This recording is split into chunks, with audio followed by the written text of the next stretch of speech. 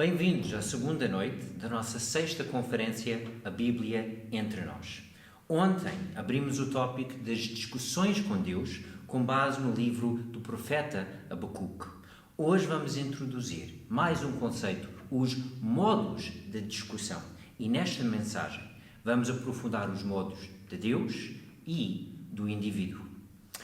Isto entra na dinâmica das discussões. E vimos ontem, no final da mensagem do professor Gary, é legítimo dialogar, discutir e lamentar, mas para guiar as discussões a bom porto é importante pensarmos nos modos, pois há modos legítimos e também há modos ilegítimos. E é isto que vamos aprofundar.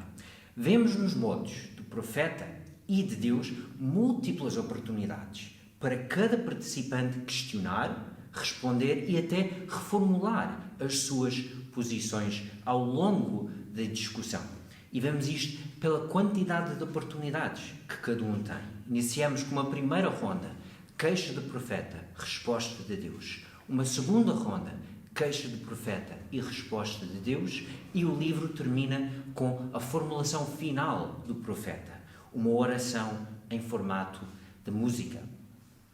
Vimos ontem na pregação do professor Quintani que foi o profeta que tomou a iniciativa. E esta iniciativa, ele mostra emoções e frustrações à flor da pele. Ele inicia com: até quando, Senhor? Não me escutarás. Frustração evidente. Ele também olha para o ambiente do povo. Por que razão me fazes ver a maldade e a opressão? Vemos que Deus responde. O profeta questiona: Deus, estás a ouvir? Estás a ver? E Deus indica: não apenas está a ver e ouvir, mas já está em atividade, já está em marcha um plano que ele chama inimaginável. Vede entre as nações e olhai, maravilhai-vos e assustai-vos. Uma obra será feita em vossos dias que não irão acreditar quando vos for contada. Notícias que podem não ser as mais boas para o povo de Judá. Eis que suscito os babilônios, nação amargurada e apressada, que marcham pela largura da terra para apoderar-se de moradas que não são suas. E isto não apenas tem implicações para Judá, pois Babilônio e Judá não eram vizinhos, que eles tinham que passar por várias nações para chegar a Jerusalém. E foi precisamente isto que Babilônia fez. E depois Deus retrata da postura, da atitude deste povo. Eles escarnecem dos reis. Os governadores são objetos do seu riso. Riem-se de todas as fortalezas, porque amontoando terra as tomam. Fortalezas que eram a grande arma defensiva da altura. E os babilônios disseram: vocês confiam nas fortalezas? Nós já temos as táticas. Sabemos como chegar lá e tomar. Passam como passa o vento e seguem. E aqui Deus indica que este povo não tem bases para durar muito tempo. Fazem-se culpados estes cujo poder é o seu Deus. Não apenas têm uma postura arrogante de rir das autoridades das outras nações, já elevaram o seu poder político, económico, a sua segurança para o lugar de Deus. Não é de todo sustentável. Então vemos nesta primeira queixa e primeira resposta modos surpreendentes. E vemos que o que domina, tanto na queixa como na resposta, é a linguagem de violência. É disto que o profeta queixou. Queixou da violência interpessoal, violência social dentro do povo de Judá. Deus também fala de violência, mas ele aumenta a escala que está em vista e fala da violência internacional, que já estava em marcha. E vemos que esta resposta da parte de Deus foi bastante surpreendente pelo profeta, Mas teve coragem e foi insistente, mostrou ser inconformado com esta metodologia de Deus. Mas atenção, soube respeitar limites. Ele questiona a metodologia de Deus, mas há outros elementos que o profeta sabe, ele não pode pôr em causa. Ele questiona Deus. Deus, toleras os que procedem de modo traiçoeiro e te calas quando o perverso devora aquele que é mais justo do que ele? Deus, o que é isto? Mas é interessante, depois de queixar de metodologia, ele não corta o diálogo, não foge depois de lançar uma segunda bomba. Ele indica, no primeiro versículo do capítulo 2, vigiarei para ver o que Deus me dirá e que resposta eu terei à minha queixa. Mesmo questionando fortemente a metodologia de Deus, mantém o diálogo genuíno aberto. Quero ouvir a resposta de Deus. E também vemos nesta segunda queixa do profeta que ele sabe respeitar as suas limitações. Ele tem consciência de elementos inegociáveis, coisas às quais ele fica agarrado. Ele sabe, este é a base do meu relacionamento para com Deus. Há coisas que eu não posso pôr em causa. E é isto que ele indica no capítulo 1, versículo 12. Não és tu, desde a eternidade, ó Senhor, meu Deus, ó meu Santo. E, com base nisto, declara, não morreremos. E ele sabe, eu não posso pôr em causa o caráter de Deus. Ele é desde a eternidade. Eu sou um ser humano que vai viver algumas décadas aqui na Terra. Não cabe a mim pôr o caráter de Deus em causa. Ele também não põe em causa a validade da aliança, que geração após geração, mesmo com muitas falhas da parte do povo, Deus mostrou-se vez após vez ser fiel. E ele sabe, eu não vou pôr esta base do povo, do nosso relacionamento para com Deus em causa, por causa daquilo que Deus anunciou, aquilo que me surpreende, aquilo que me choca, que perturba, mas eu sei, isto não mete em causa estas bases que eu tenho. E também não mete em causa o relacionamento entre Deus e profeta. Deus entregou uma mensagem e o profeta assume a responsabilidade para passar esta mensagem ao povo. É o papel dele. E assume este compromisso de o fazer, mesmo sendo más notícias para o futuro próximo do povo. Então, vemos nesta dinâmica de discussões os modos de Deus e do profeta. É, de facto, legítimo discutir com Deus, pois Ele aguenta. Mas cuida-te dos teus modos, pois o que vimos nesta parte do livro é que Ele, Deus, irá responder. Aguentas tu a sua resposta? Foi o que vimos do profeta e é uma pergunta válida para cada um de nós, no nosso relacionamento com Deus e também nos nossos relacionamentos para com os outros. Evita, portanto, os modos ilegítimos. Evita com Deus, evita na tua família, evita na tua igreja, evita nas tuas interações na sociedade. Porque, infelizmente, são estes os modos que mais notamos, mais vemos à nossa volta. Este mundo está cheio de modos ilegítimos. Vamos ilustrar apenas alguns que devemos ter o cuidado de evitar. Primeiro, distanciamento sem diálogo. Alguém começa a mudar de ideias. Alguém começa a ter outras posturas. E em vez de falar, em vez de expressar, em vez de confrontar até, age de modo diferente. Distancia-se, mas não fala, não diz.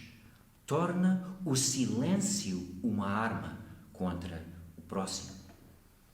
E isto leva as pessoas a assumir posicionamentos repentinos. De repente, anuncia novas convicções. De repente, move um processo legal ou disciplinar contra outra pessoa. De repente, rompe o casamento, pede divórcio. A nossa sociedade está cheia de pessoas a tomar posicionamentos repentinos porque nós não sabemos dialogar na altura certa. E é natural que isto leve a uma polarização desnecessária. E a polarização tem sido um dos grandes fenómenos políticos, sociais, ao longo dos últimos anos. Pessoas que já não estão dispostas a dialogar. É apenas lançar insultos, lançar retórica inflamatória contra os outros. E isto leva-nos a deturpar o inegociável, a quebrar aquilo que não pode ser quebrado, pôr em causa aquilo que não pode ser posto em causa. Infelizmente, é isto que mais vemos à nossa volta, na sociedade, na política, até, infelizmente, na igreja, dentro das nossas famílias e, talvez, em alguns casos, nos nossos diálogos com Deus. É para evitar.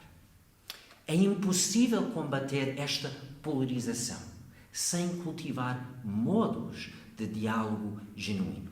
E não devemos só evitar estes modos ilegítimos, como devemos cultivar modos positivos, produtivos, para garantir que este diálogo pode acontecer, que tem ambiente adequado para acontecer. Então, quais são estes modos nos quais nos devemos investir? Diálogo aberto e contínuo. Quando nós temos algo a dizer, que tenhamos a coragem de falar. Falar com respeito, respeitando os limites, mas de dialogar. De não usar o silêncio como uma arma. De conseguir contrabalançar liberdade e responsabilidade. De dar espaço ao outro para pensar, para reformular as suas ideias, se for necessário. Mas também de não usar liberdade como desculpa para pôr o inquestionável em causa. Temos também responsabilidades perante a palavra de Deus, perante os outros, perante a igreja, perante a sociedade. E é preciso respeitar estas nossas responsabilidades. Devemos ter cuidado com os ambientes, criar um espaço propício para haver diálogo e não criar um espaço com muita crítica dura, crítica desnecessária, onde as pessoas resguardam-se no silêncio mais por causa do medo. E, em último lugar, firmeza nos valores. Saber respeitar o que é inegociável, o que é inquestionável, o que é baseado nos princípios da palavra e de saber, isto é a base, isto não vamos pôr em causa, mas as outras coisas vamos dialogar e vai haver amplo espaço para ver este diálogo aberto, honesto, com bons modos. Então, para guiar as nossas discussões a bom porto, cuidado com os modos. E é um cuidado que todos nós temos que ter. Os modos ilegítimos, com certeza, estão lá no mundo e influenciam. Eu também já, em alguns casos, dialoguei com modos ilegítimos. É humano. Mas agora, ai de nós, se abrimos este livro precioso de Abacuque, se nós, o povo da palavra, não aprendemos com os modos do profeta e os modos de Deus para guiar as nossas discussões a bom porto. Mas já notamos uma coisa. As nações já entraram neste diálogo. Então, vale a pena perguntar quais são os seus modos. Graça e paz a todos. Estamos na 6ª Conferência A Bíblia Entre Nós. Discussões com Deus é o tema da nossa conferência esse ano, com base no livro do profeta Abacuque. Já vimos na mensagem anterior com o professor Matt, vimos os modos do indivíduo, os modos da sociedade, modos legítimos e modos ilegítimos. A partir de agora queremos pensar nos modos da discussão, os modos das nações. Depois da primeira queixa do profeta Abacuque contra Deus, de que aparentemente Deus não estava a ver os pecados, a injustiça do povo de Israel, Deus responde ao profeta, mas não da forma como o profeta poderia esperar. Deus responde que estará resolvendo o problema da injustiça de Israel, mas através da invasão de um povo estrangeiro, de um povo idólatra, de um povo cruel, que estaria a aplicar essa justiça corretiva para a nação israelita. Como se comportam as nações nos tempos de Abacuque? Como se comportam as nações hoje? É diferente? Vemos aqui a maneira que Deus escolhe para promover a sua justiça em Israel, através de um povo que tem como a soberba como o seu próprio Deus, o Deus e a soberba dos homens. Então passam com um ímpeto de um vento e vão adiante. Eles, porém, são culpados, estes cujo Deus é o próprio poder. É o que vemos em Abacuque 1:11. Confiar no próprio poder era um comportamento. Somente nas ações do tempo de Abacuque, ou podemos dizer também que é um comportamento das nações de hoje. Em 2007, eu e minha esposa nos transferimos para a Itália como missionários transculturais. Quando lá chegamos, para completar o nosso sustento, eu fui trabalhar numa fábrica de tecelagem na cidade de Capriati, San Gervásio.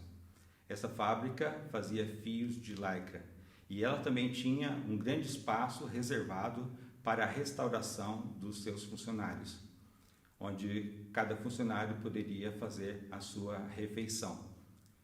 E um desses dias, na minha refeição, antes de me alimentar, fiz como de costume, que eu sempre agradeço ao meu Deus por tudo que Ele me dá, pelo alimento, pela vida, pela saúde, pela paz. E eu abaixei a cabeça e fechei os meus olhos, comecei a orar ao Senhor, agradecer por todas essas bênçãos que Ele derrama sobre nós. Mas para minha surpresa, naquele momento, um italiano que estava sentado à minha frente começou a falar alto, praticamente a gritar. E ele dizia, não pregare, não pregare. Ou seja, não orem, não ore. E quando eu terminei a minha oração, ele estava com uma nota de 10 euros estendida à minha frente e ele me disse assim, questo è il mio Dio. Ou seja, este é o meu Deus. Naquele momento eu comecei a pensar no que isso significava e depois de algum tempo eu consegui perceber que tantas pessoas aqui na Europa confiam no poder do dinheiro, confiam no poder daquilo que possuem como garantia para as suas próprias vidas. O castigo corretivo para Israel veio através de uma nação idólatra, a Babilônia. Mas também nos dias de hoje podemos perceber que depois de tanta incredulidade, de tantas pessoas não crerem no único e verdadeiro Deus, podemos perceber que a pandemia atual também tem funcionado como uma espécie de correção para aqueles que confiavam no poder do dinheiro. Vemos no profeta Abacuque um grande contraste entre o arrogante e o justo. Vede, o arrogante, a sua alma não é correta, mas o justo viverá pela sua fé. Não somente o poder, mas também a arrogância são problemas graves no caráter humano que precisam de correção. Em Gálatas capítulo 3, versículo 11, o apóstolo Paulo diz, e é evidente que, pela lei, ninguém é justificado diante de Deus, porque o justo viverá pela fé.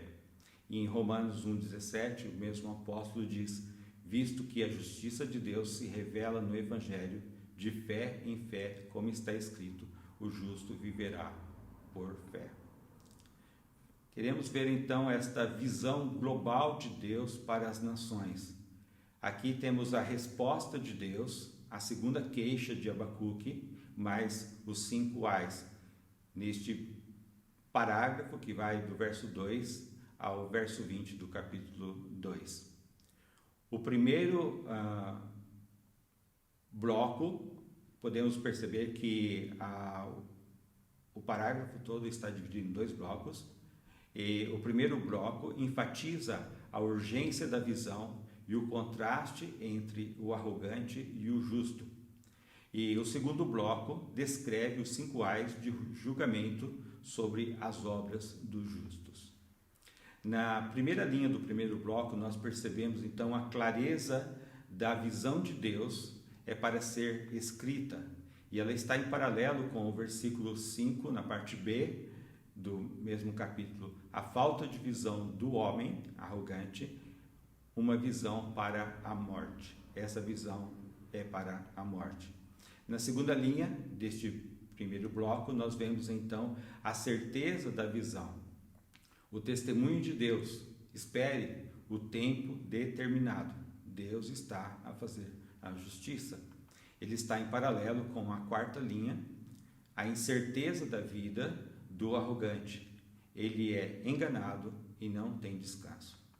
E no centro nós vemos então o contraste entre o arrogante com seu desejo injusto versus o justo que viverá por sua fidelidade. O centro desta estrutura enfatiza o contraste entre o arrogante injusto, dominado por seus desejos, e o justo que vive fiel ao seu Deus.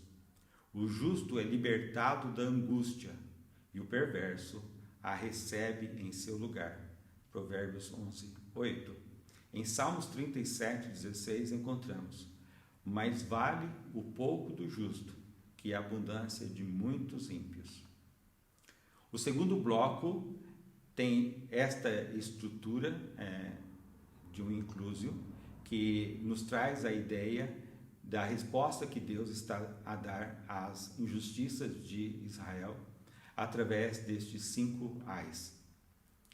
O primeiro ai, apresentado no verso 6, Deus fala através do profeta: ai daquele que acumula o que não é dele.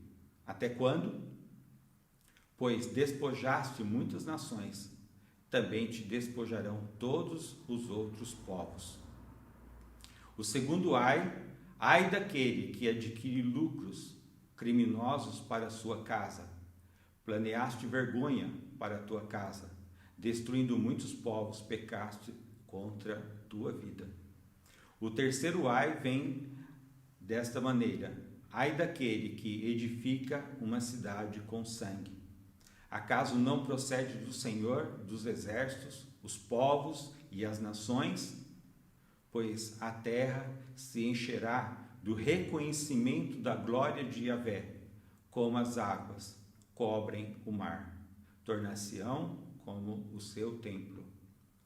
Quarto ai daqueles que junta a tua fúria para embebedar, para ver a sua nudez, para envergonhar.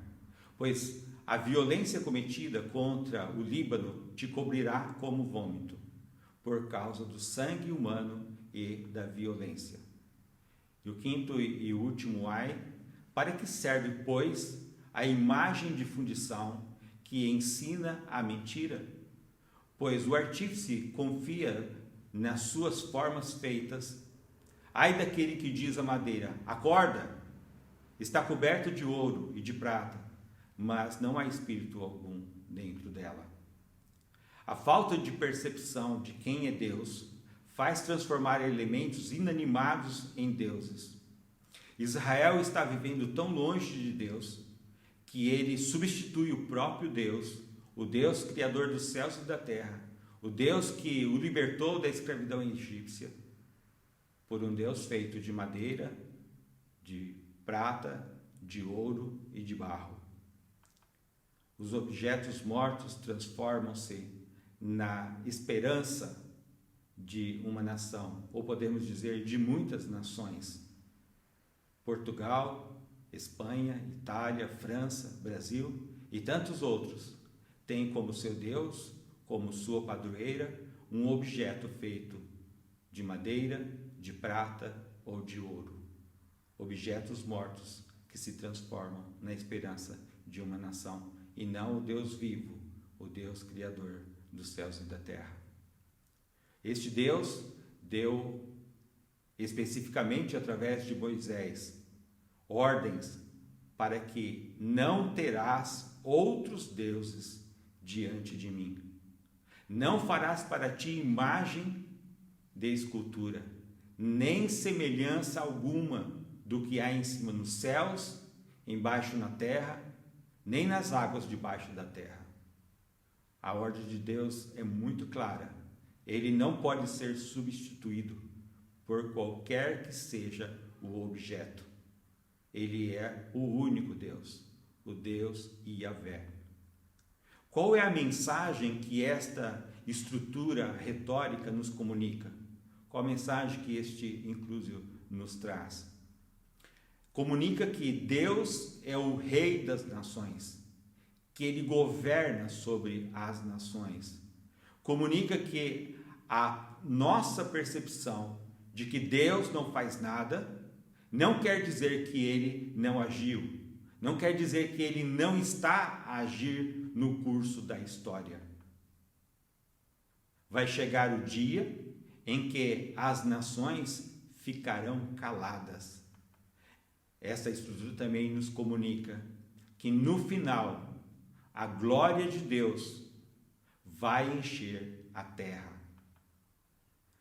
Quais as soluções para as tensões que vimos até aqui? É o que vamos perceber na próxima mensagem. Deus vos abençoe.